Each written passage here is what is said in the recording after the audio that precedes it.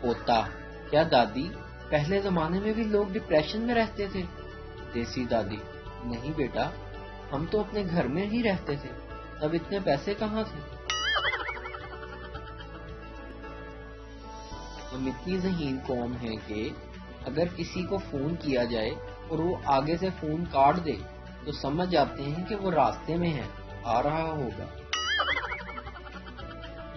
سنا ہے محبت کے راستے میں بہت درد ملتے ہیں، سوچ رہا ہوں اس راستے میں میڈیکل سٹور کھول لوں، بڑا چلے گا۔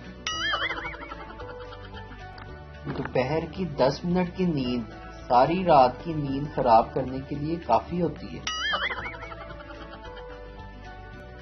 گرمی تو کٹ گئی جیسے تیسے، لیکن یہ صابن، پانی اور سینیٹائزر کا کھیل سردی میں بڑا مشکل ہے یار۔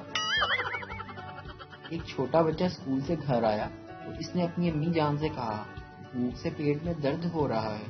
اس کی امی نے جلدی سے کھانا اس کے آگے لگا دیا اور کہا ظاہر ہے پیٹ میں کچھ نہیں ہوگا تو درد تو ہوگا۔ شام کو بچہ ہوم ورک کر رہا تھا، اس کے والد گھر میں داخل ہوئے اور کہا بیگم میرے سر میں درد ہو رہا ہے۔ بچے نے یہ سنتے ہی کہا ظاہر ہے سر میں کچھ ہوگا نہیں تو درد تو ہوگا نا۔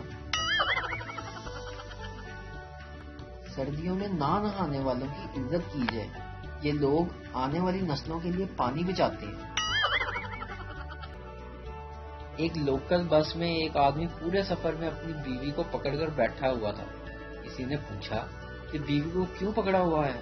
تو آدمی غصہ ہو کر بولا بیوقوف، اوپر دیکھو کیا لکھا ہے، اپنے قیمتی سامان کی حفاظت خود کریں۔